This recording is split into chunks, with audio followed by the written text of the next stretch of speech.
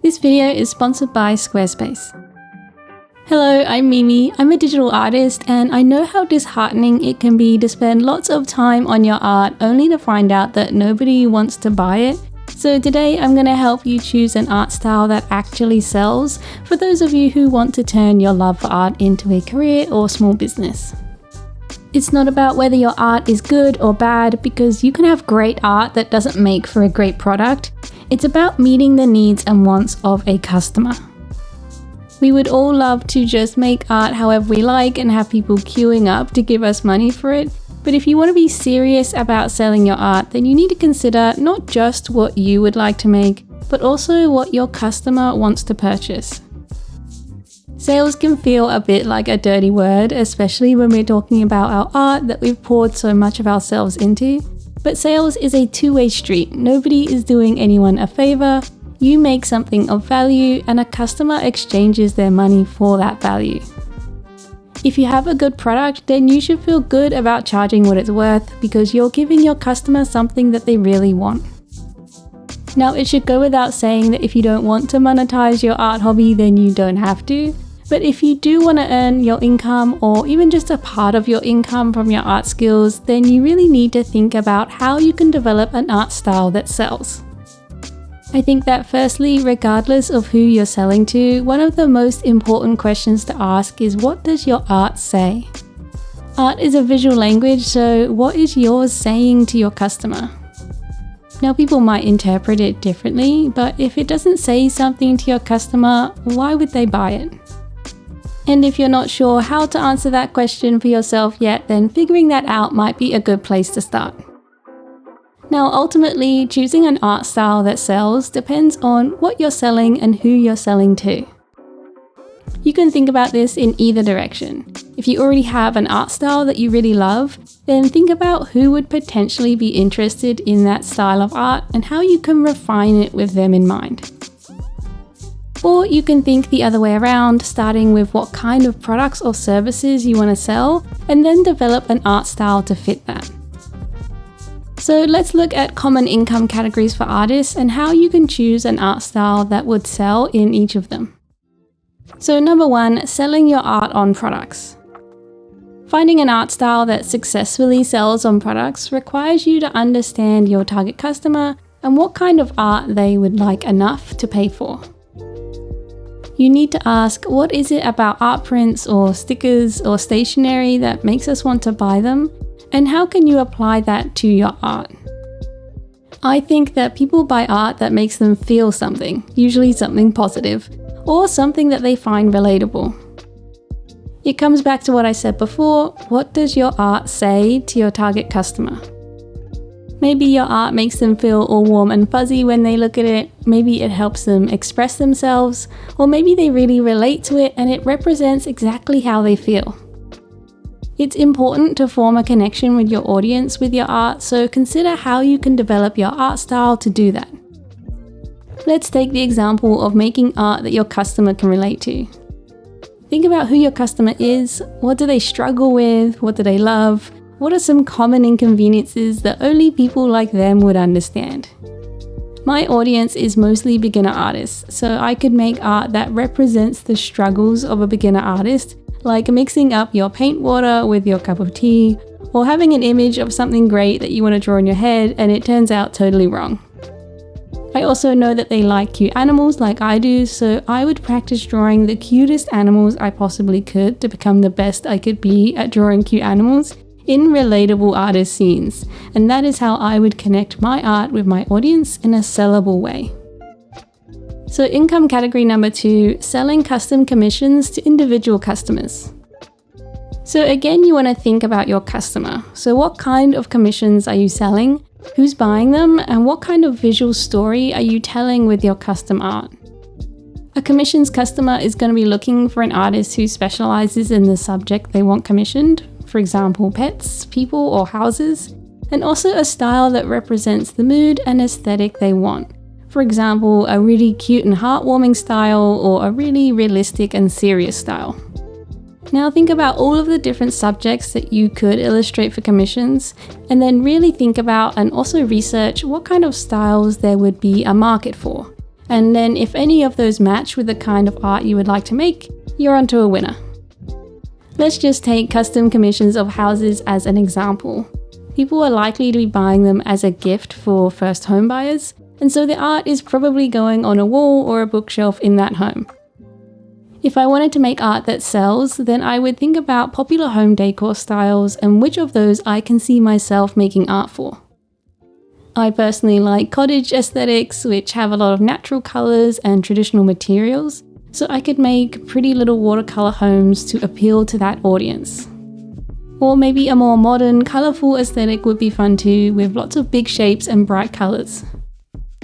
Both of those styles would be fun for me to make, so I would go and research the target customer for both and test out which one is more fun for me to make, and I'd even consider which one is faster for me to make if I'm looking at it primarily from a business perspective. Income category number 3, illustrating picture books. Finding an art style for picture books is really finding an art style that sells well to publishers who are looking for art that sells to parents who are usually the ones buying picture books for their kids. Some publishers are looking for mass appeal, something that can just sell lots of copies at a discount retailer, while others are looking for something more boutique that will sell well in independent retailers. Something I find helpful with picture books is to go to a bookshop and look for books that you really love the style of and see who publishes them. Then you can research the publishers who make the books that you like and can see yourself illustrating for, and get your style to a place where it doesn't look the same as the other books but could sit nicely alongside them. Consider what the art of those books says to the audience and how you can create a similar message in your own style. And don't forget that children's books are about storytelling, so although the aesthetic style of your art is important, for books it's more important to be able to tell a visual story with your art than it is to be able to make great art. If you'd like to make a beautiful online portfolio to showcase all of the lovely art you're making, then I want to show you how easy it is to do that on Squarespace, who are the sponsor of today's video. I've been using Squarespace to build my own website since the very beginning of this art business, and I love how easy it is to use their drag and drop website builder to really quickly design beautiful web pages. You can make a lovely art portfolio using one of their templates and just customize it with your own style and branding, so it's really easy to use even if you don't have any experience with websites whatsoever. And they also have built-in SEO tools to help you show up more often and to more people, which is important because we all know how difficult it is to be seen online. You can sell directly on Squarespace if you want to level up your portfolio into an online store to sell physical products, or you can sell digital content, your services as an artist, or you can even host an online course if you decide to take your creative business in that direction. I personally use my website as a hub to introduce myself and showcase all of the different things that I do to help people find more from me. But I also have a small blog there to offer some value and help drive traffic, so it's a really great fit for my business. Check out squarespace.com for a free trial to see what your business or portfolio website could look like, and when you're ready to launch, go to www.squarespace.com/MimiMooIllustration to save 10% off your first purchase of a website or domain. So income category number 4 is art licensing. A successful art licensing style, just like all of the other categories, depends on who you're selling to, because a company who's selling party supplies at a huge retailer will want a different style to a t-shirt company. So it's useful to do your research first into what your options are to begin with, and then narrow things down from there. Just like with picture books, it can be helpful to go into stores and look at products with art on them that you like and see what company is manufacturing them. And then you can find out whether they commission independent artists or not. If you're looking at working with big companies, then you could also consider finding an art agent who can help you find clients and negotiate contracts. But you first need to develop your style to the point where it will appeal to those companies, otherwise an agent won't be able to offer much help. Look at what kind of art is on the products you see in stores that interest you, and think about how you can refine your style to have a similar visual story. And number 5, illustrating for professional clients. So lastly, if you're excited to illustrate for professional clients, again, do your research into what kind of art appeals to the clients that you have in mind.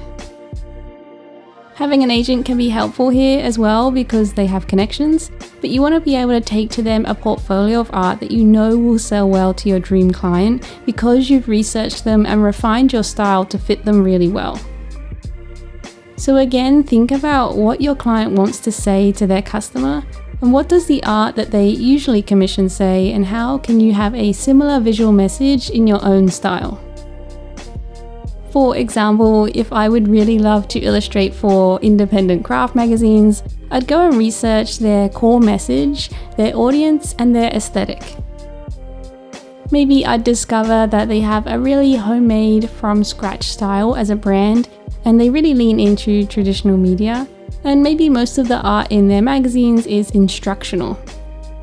With that information, I can decide whether that's the style I want to make or not, and if not, I can move on to researching something else, and if so, I can refine my style to fit that. So you might already have a style that suits one of these, or you might be starting from scratch completely with one of these products in mind.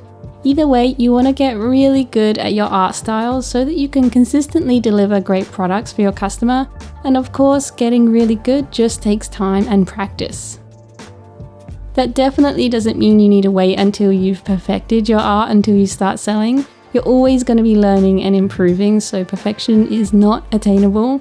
But as soon as your art style is at the point where it says something to your customer and is fairly consistent, then test it out in the world and see if your customer is interested.